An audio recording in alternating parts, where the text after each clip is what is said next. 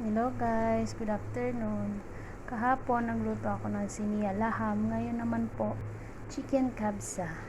Ayan, lagyan ko ng konting tomato paste. Tapos haluin mo. Tapos lagyan mo na rin siya ng bitchin o kaya magic sarap, ganon. Tapos buhusan po natin ng tubig. Ayan, yung kumulo na tubig. Ayan, thank you for watching.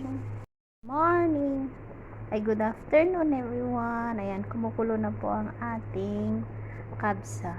Kapag naluto na po yung manok, aahunin ko tapos ipiprito ko siya bago ko ilagay yung bigas na binabad ko.